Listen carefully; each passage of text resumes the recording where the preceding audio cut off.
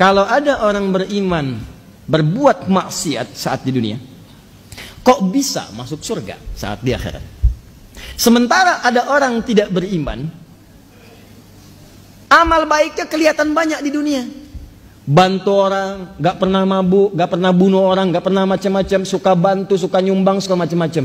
Tapi dia gak beriman, kok bisa masuk neraka? Di mana keadilan Allah? Halo? Pernah dengar pertanyaan ini? Itu pertanyaan itu, kalau muncul sekarang, itu sebetulnya pertanyaan yang telat. 15 abad yang lalu sudah ada pertanyaan serupa.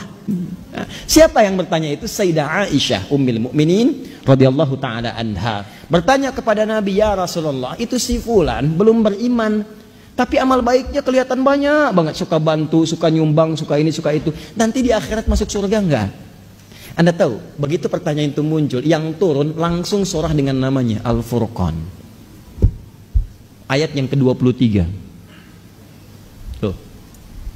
Ya, kalau Anda nggak belajar nih isi-isi di Quran, kadang-kadang tuh logika semacam ini kalau iman kita lemah itu bisa langsung jatuh seketika. Dan ketika jatuh pada titik nol itu mudah diarahkan kemanapun. Nggak usah takut. Kalau Anda disebut oleh sementara orang kamu nggak kaya, nggak apa-apa, cukup hidup. Toh orang kaya juga kalau meninggal nggak akan dibawa kekayaannya. Silahkan cek gelarnya sama, tinggalnya sama dalam tanah. Nggak percaya silahkan, dia meninggal, antum meninggal, sama aja.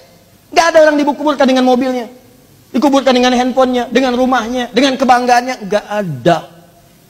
Kenapa? Karena yang dibawa ketika dia pulang ke tempat lain bukan bekal dunianya, ini habis, tinggal.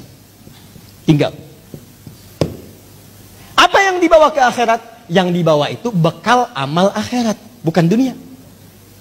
Jadi tidak adil kalau ada orang ke akhirat bawa bekal dunia, itu nggak adil. Yang adil itu siapkan bekal akhirat. Begitu kamu ingin ke sana, bawa bekal itu. Jelas? Nah sekarang persoalannya, apa bekal akhirat itu? Bekal akhirat itu cuma dua. Kalau ingin masuk surga, dua bekalnya. Satu iman, kedua amal soleh. Iman plus amal soleh. Nih, gini caranya. Saya ulang. Satu iman, dua apa? Amal soleh. Buka Quran surah kedua, Al-Baqarah ayat 25. Paling kanan sebelah atas. Wabashiril ladzina amanu, iman, wa amilus salihati, amal soleh, anna lahum jannatin tajri min tahtihal anhar. Maka orang yang punya iman dan membuktikan imannya dengan amal soleh itu, kami akan jamin muaranya dengan surga, dengan segala keindahannya. Sungai-sungai mengalir di bawahnya dengan segala ragam dan jenisnya. Ada air susu, ada macam-macam, ada madu dan sebagainya. Maka kalau Anda ingin masuk ke surga, bekalnya cuma dua. Satu apa? Iman. Kedua apa? Amal soleh. Ini bekalnya. Pertama iman, diberikan bekal semua. Semua yang lahir itu membawa iman dalam dirinya. Cuman yang merubah itu lingkungannya. Kullu mauludin yuladu 'alal fitrah. Semua yang lahir dari rahim manusia manapun membawa fitrah. Fitrah diantaranya apa? Keimanan. Dari mana taunya? Buka Quran surah 30 ayat 30. Fa aqim wajhaka lid-dini hanifa. Hadapkan dirimu kepada din yang sesungguhnya, yang lurus, yang benar. Apa itu din? Islam. Tahu dari mana? Quran surah ketiga ayat 19.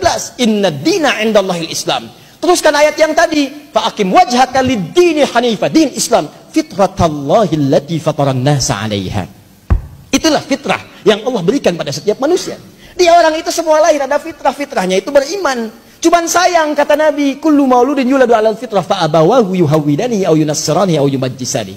Maka lingkungan abawa itu bukan cuma orang tua.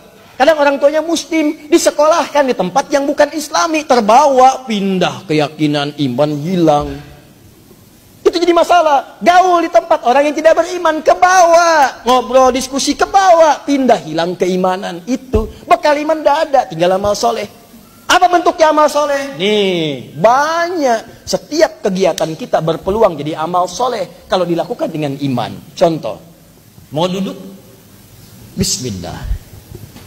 Begitu saya duduk, itu kalimat bismillah ya, itu yang menjadikan duduk saya mendapatkan pahala. Itu yang disebut dengan amal soleh.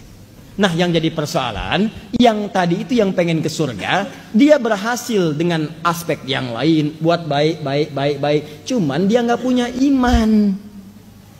Iman itu yang menjadikan amal jadi soleh. Kalau nggak ada iman, amalnya tidak disebut soleh. Amal aja. Amal itu dibagi tiga. Satu amal soleh, dua amal salah, ketiga amal aja.